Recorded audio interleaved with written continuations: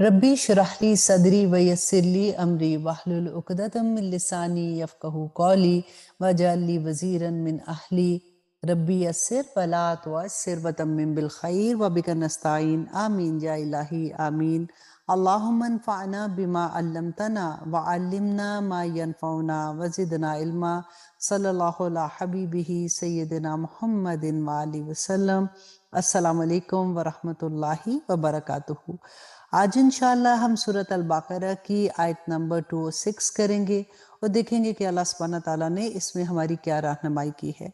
अल्लाह सुब्हानहू तआला फरमाते हैं वइज़ा क़ील लहू, और जब उससे कहा जाता है इत्तक़ुल्लाह कि अल्लाह से डर जाओ, तो झूठी इज्जत नफ्स उसको गुनाह पर और जमा देती है। जब ऐसे शख्स से कहा जाता है कि तुम अल्लाह का खौफ करो, अल्लाह से डरो, तुम बातें ऐसी खूबसूरत करते हो और अमल तुम्हारा बहुत ही बुरा है, ज़रा सोचो तो सही, तो उसको अपनी झूठी अना और इज्जत नफ्स गुनाह पर और जमा देती है।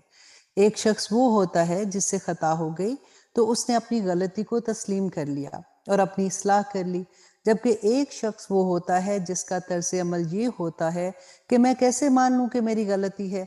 उसकी झूठी अना और झूठी इज्जत नफ्स उसे गुनाह से हटने नहीं देती है, बल्कि मजीद आमादा करती है और उसकी झूठी इज्जत और अना उसको गुनाह की तरफ ले जाती है। अल्लाह सुब्हानहू तआला फरमाते हैं सुनो, उसके लिए जहन्नम काफ़ी है और यकीनन वो बड़ा ही बुरा ठिकाना है। रवायात में आता है कि मुनाफिकीन मदीना में एक शख्स अखनस बिन शरीक था। ये उसका किरदार बयान हुआ है। शान नुज़ूल के एतबार से तो ये बात ठीक है, लेकिन हकीकत में ये एक ऐसा किरदार है जो आपको हर जगह मिलेगा। असल में इस किरदार को पहचानना चाहिए और इसके हवाले से अल्लाह सुब्हानहू तआला से हदायत तलब करनी चाहिए कि इस किरदार से अल्लाह सुब्हानहू तआला हमें अपनी हिफ्ज़ व अमान में रखे। आमीन सुम्मा आमीन। और आयत नंबर 207 में अल्लाह सुब्हानहू तआला फरमाते हैं वामीनन नासी, और लोगों में से एक शख्स वो भी है जो बेच देता है अपनी जान को अल्लाह की रज़ा के लिए। कुरान का ये आम असलूब है कि किरदारों का फ़ौरन तकाबुल किया जाता है। चुनाचे एक नापसंदीदा किरदार के जिक्र के फ़ौरन बाद अल्लाह सुब्हानहू तआला एक पसंदीदा किरदार का जिक्र कर रहे हैं कि लोगों में वो भी है जो अपने आप को अल्लाह की रज़ा के लिए बेच डालता है और अपना तन मन धन कुर्बान करने पर हर वक्त तैयार रहता है, क्योंकि कुरान पाक में ही अल्लाह सुब्हानहू तआला ने फरमाया इन्ना सलाती व नुसुकी व महयाया व ममाती लिल्लाहि रब्बिल आलमीन, कि बेशक मेरी नमाज, मेरी कुर्बानी, मेरी ज़िंदगी और मेरी मौत अल्लाह सुब्हानहू तआला के लिए है जो रब है तमाम जहानों का। और अल्लाह सुब्हानहू तआला फरमाते हैं और अल्लाह अपने बंदों के हक में बहुत शफीक है। जिस शख्स ने अल्लाह की रज़ा जोई के लिए अपना सब कुछ बेच दिया और बेचने का इरादा भी कर लिया, नियत कर ली, उससे भी कभी कोई कोताही तो हो सकती है, कभी जज्बात में आकर कोई गलत कदम उठा सकता है। अपने ऐसे बंदों को अल्लाह सुब्हानहू तआला बड़ी शफ़क़त और मेहरबानी के साथ इंशाअल्लाह माफ़ फरमा देंगे। और आयत नंबर 208 में अल्लाह सुब्हानहू तआला फरमाते हैं या अय्युहल्लज़ीना आमनू, ए लोगो जो ईमान लाए हो, उदखुलू फिस्सिल्मी, के दाखिल हो जो इस्लाम में, काफ़ा, पूरे के पूरे दाखिल हो जाओ। ये मेरी फेवरेट तरीन आया है। जब भी मैं कभी किसी को एग्जाम्पल देती हूँ तो मैं यही आया की एग्जाम्पल देती हूँ कि देखिए इस्लाम में पूरे के पूरे एक दफ़ा दाखिल हो जाओ। अब अहले ईमान से वही बात कही जा रही है जो बनी इसराइल से अल्लाह सुब्हानहू तआला ने आयत नंबर 85 में कही कि आफतुमिनूना बिबादिल किताब, कि क्या तुम हमारी किताब का एक हिस्से को तो मानते हो और एक हिस्से को रद्द कर देते हो। सो जो कोई भी तुम में से ये रवश इख्तियार करेगा, इसकी कोई सज़ा इसके सिवा नहीं है कि दुनिया में ज़िल्लत व ख्वारी इस पर मुसल्लत कर दी जाए और क़यामत के दिन इसको शदीद तरीन अज़ाब में झोंक दिया जाए। अल्लाह अकबर। और अल्लाह सुब्हानहू तआला देखिए कैसे कैसे एग्जाम्पल्स दे के हमें बताते हैं कि कुछ आयात पर तो तुम ईमान लाते हो, तुम अमल में ढालते हो, और कुछ आयात को तुम यूं ही छोड़ देते हो। इस आयत में मुसलमानों से ये कहा जा रहा है कि अल्लाह की अताअत में पूरे के पूरे दाखिल हो जाओ। ये तर्ज अमल ना हो कि अल्लाह की बंदगी तो करनी है मगर फलां मामले में नहीं, अल्लाह का हुक्म तो मानना है लेकिन ये हुक्म मैं नहीं मान सकता। अल्लाह के अहकामात में से किसी एक की नफ़ी कुल की नफ़ी हो जाएगी। अल्लाह सुब्हानहू तआला जुज़वी अताअत कबूल नहीं करते हैं। अब फिर अल्लाह सुब्हानहू तआला फरमाते हैं देखो शैतान के नक्शे कदम की पैरवी ना करना, वो यकीनन तुम्हारा खुला दुश्मन है। और आयत नंबर 209 में अल्लाह सुब्हानहू तआला फरमाते हैं پھر اگر تم پھسل گئے اس کے بعد بھی کہ تمہارے پاس یہ واضح تعلیمات آ چکی، تو جان لو کہ اللہ سبحانہ تعالیٰ زبردست ہے اور حکمت والا ہے۔ اس آیہ میں آپ غور کیجئے کہ ایک دھمکی کا پہلو ہے کہ پھر اللہ کی پکڑ بھی بہت سخت ہے، اور پھر یہ کہ وہ حکیم بھی ہے، اس کی پکڑ میں بھی حکمت ہے۔ اگر اس کی طرح سے پکڑ کا معاملہ نہ ہو تو پھر دین کا پورا نظام بے معنی ہو کے رہ جاتا ہے۔ اگر اللہ کی طرف سے کسی گناہ پر پکڑ ہی نہیں ہوگی تو پھر یہ آزمائش کیسی ہوئی؟ پھر جزا اور سزا اور جنت و دوزخ کا معاملہ کیا ہوگا؟ اب پھر آیت نمبر 210 میں اللہ سبحانہ تعالیٰ فرماتے ہیں کہ کیا یہ اس بات کا انتظار کر رہے ہیں کہ آ جائے ان پر اللہ سبحانہ تعالیٰ بادلوں کے سائبانوں میں اور فرشتے بھی، اور فیصلہ کر دیا جائے؟ یعنی جو لوگ اللہ سبحانہ تعالیٰ کی طرف سے واضح احکامات اور تنبیہات آ جانے کے بعد بھی باز نہیں آتے، تو کیا وہ اس بات کے منتظر ہیں کہ اللہ سبحانہ تعالیٰ اپنا غضب اور فرشتوں کی فوج کے ساتھ ظاہر ہو کر ان کا حساب چکا دے؟ انسان کا نفس اسے ایک تو یہ پلٹی پڑھاتا رہتا ہے کہ دین کے اس حصے پر تو آرام سے عمل کرتے رہو جو آسان ہے، باقی پھر دیکھا جائے گا۔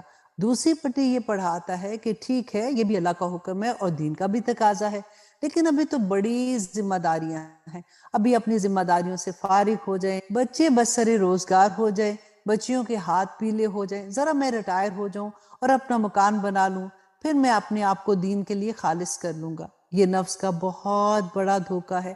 اسی طرح وقت گزرتے گزرتے انسان موت کی وادی میں چلا جاتا ہے۔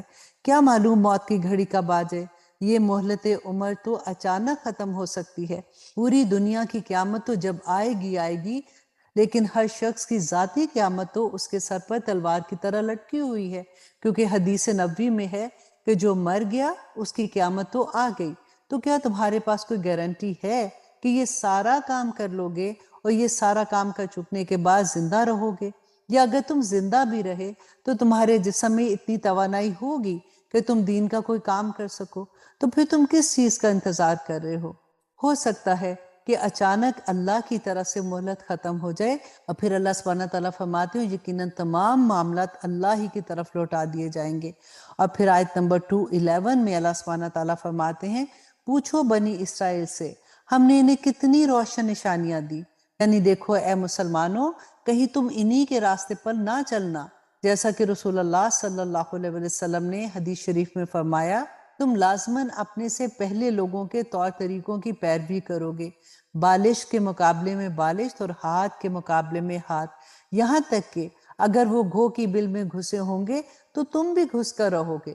ہم نے عرض کیا، صحابہ فرماتے ہیں کہ ہم نے عرض کیا اے اللہ کے رسول کیا یہ یہود و نصارہ کی اگزامپل آپ نے دی ہے؟ تو رسول اللہ صلی اللہ علیہ وسلم نے فرمایا تو اور کس کی؟ آج ہم اپنے آپ کو دیکھیں اور غور کریں کہ ہمارا عمل کیا ہے۔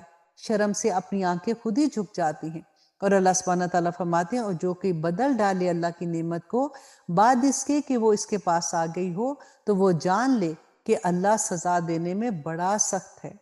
جو کوئی اللہ کی نعمت کو پانے کے بعد اس میں تبدیلی کرتا ہے یا اس میں تحریف کرتا ہے یا خود غلط روش اختیار کرتا ہے تو اس کو جان لینا چاہیے کہ اللہ تعالیٰ اس طرز عمل پر بہت سخت سزا دیتا ہے۔ بنی اسرائیل کی ہی مثال دیکھیے جو ہمارے سامنے موجود ہے کہ قرآن حکیم میں اللہ سبحانہ تعالیٰ نے 2 مرتبہ فرمایا کہ اے بنی اسرائیل یاد کرو میرے اس انعام کو جو میں نے تم پر کیا، اور یہ کہ میں نے تمہیں فضیلت عطا کی تمام جہانوں پر۔ لیکن پھر اسی کے بارے میں اللہ سبحانہ تعالیٰ نے فرمایا کہ وَضُرِبَتْ عَلَيْهِمُ الذِّلَّةُ وَالْمَسْكَنَةُ وَبَاءُوا بِغَضَبٍ مِّنَ اللَّهِ، اور ان پر ذلت و خواری اور محتاجی اور کم ہمتی تھوپ دی گئی اور وہ اللہ کے غضب لے کر لوٹے۔ اللہ اکبر۔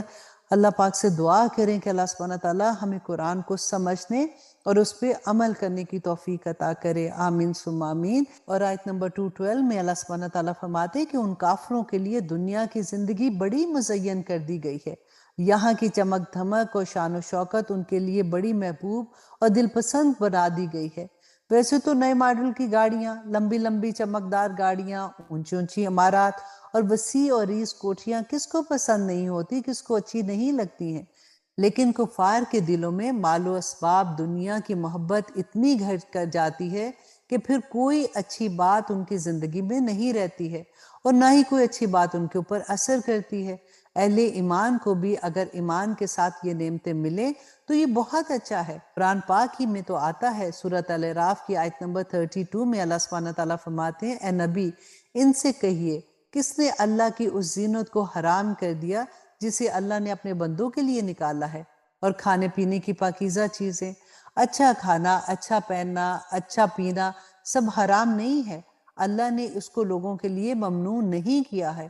ایک مسلمان دین کے تقاضے ادا کر کے، اللہ کا حق ادا کر کے اور حلال کما کر ان چیزوں کو حاصل کرے تو کوئی حرج نہیں ہے، لیکن اس کے ساتھ ساتھ وہ حدیث بھی ذہن میں ضرور لے آئیے کہ رسول اللہ صلی اللہ علیہ وسلم نے فرمایا تھا کہ دنیا مومن کے لیے ایک قید خانہ ہے اور کافر کے لیے ایک باغ ہے۔ اور پھر اللہ سبحانہ تعالیٰ فرماتے ہیں اور وہ مذاق اڑاتے ہیں اہل ایمان کا۔